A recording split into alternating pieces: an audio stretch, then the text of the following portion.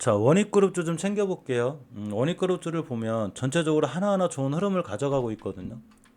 전부 다 이제 반도체 섹터인데 지금 반도체 섹터가 나쁘질 않죠.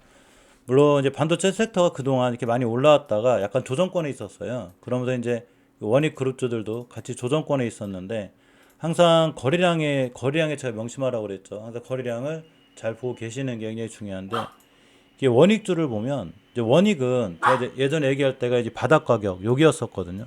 많이 올라왔어요. 올라왔는데 이제 올라가다 보니까 막 단기 거래치정 예고도 걸리고 이제 그러면서 흔들렸지만 결국은 그냥 조용히 해. 가장 중요한 거는 죄송해요. 21선만 이탈하지 않으면 돼요. 그러면 우리가 이제 트레이딩 관점에서 보면 제가 항상 알려드렸죠.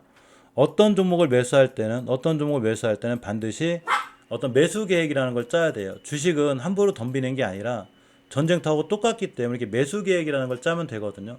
요 매수 계획을 짤 때 제일 중요한 게 뭐냐면 전체 자금, 전체 운영 자금의 2% 이상을 까먹지 않으려고 엄청 노력해야 돼요. 자, 그러면 원익이라는 게 21선만 안 깨면 좋겠어. 그럼 21선을 찍어볼 거 아니에요, 이렇게. 그럼 21선이 지금 마이너스 6%거든요. 그러면 몰빵하면 손절 라인이 마이너스 6%가 되니까 안 되겠죠, 몰빵하면. 여기서 미수를 쓰면 더 안 되겠죠. 이거 깼을 때 6% 손실이면 미수 쓰신 분들은 거의 마이너스 막 16%, 17%가 돼요. 이게 이제 2배 이상 베팅을 하는 거기 때문에. 그래서 이게 5%기 때문에 2% 안에 손실을 하려면 전체 자본 운영에 한 20% 정도만 투자해야 돼요. 그래야 5%를 까먹어도 전체 계좌 2%가 안 되거든요.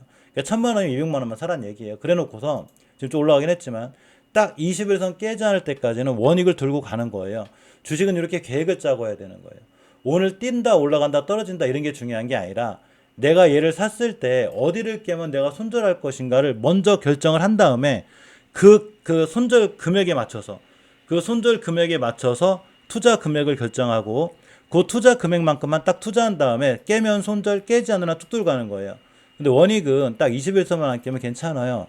물론 월봉에서 얘기한 자에서 많이 올라오긴 했는데 일단 중기 추세 주봉에서 5주선을 깨지 않는 게 중요하거든요. 정확하게 안 깼고 그 자리가 일봉에서 21선 이해이기 때문에 좋은 자리에 있는 거고 또 하나가 이제 워닝 머티리얼인데 사실 워닝 머티리얼 제가 얘기한 자리에서 많이 밀리긴 했어요. 그렇지만 손절 라인이 있었는데 어제 같은 경우는 3번 차트가 완성이 된 경우거든요. 완성이 됐고 물론 이렇게 빵 때렸다 꼬리 달 수는 있어요. 이렇게 꼬리를 달게 되면 내일 같은 날 음봉 떨어지면 그 다음날 매수 타임이 되게 되죠.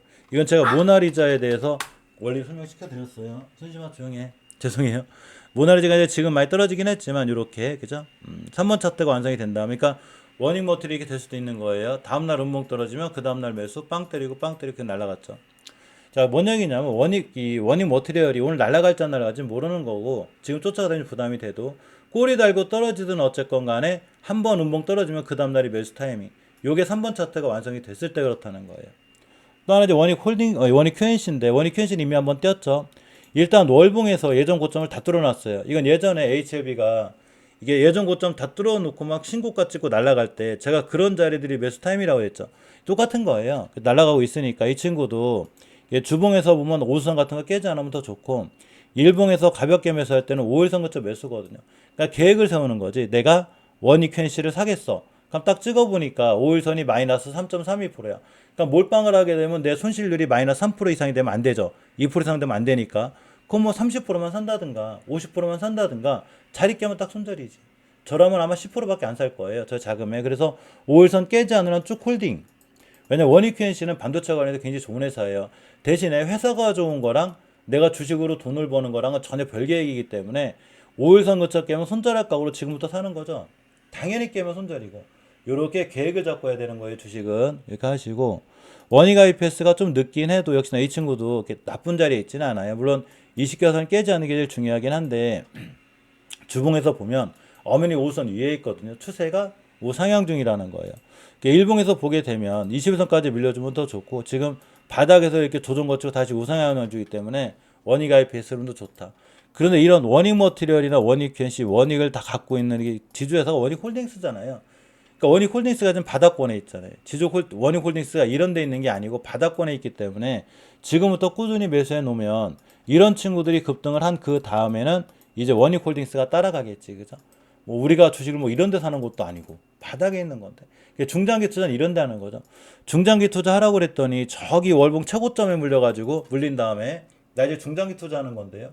그건 중장기 투자하는 게 아니라 제가 물린 거라고 그랬죠. 물려가지고 이렇게 쩔쩔 매는 거고 바닥에서 살 때는 그냥 쭉 들고 가시면 돼요. 예, 계속 월급 탈 때마다 계속 모아라 가시는 거나. 그래서 다른 제가 예전에 HB가 밑에서 세네 배 올라간 다음에 무슨 그룹주를 잠깐 볼까 하다 그 다음에 본 게 이제 원익 그룹주인데 제가 운이 좋아서 그런지 몰라도 원익이나 원익 QNC 원익 모터가 중장기적으로 봐도 다 잘 올라갔거든요.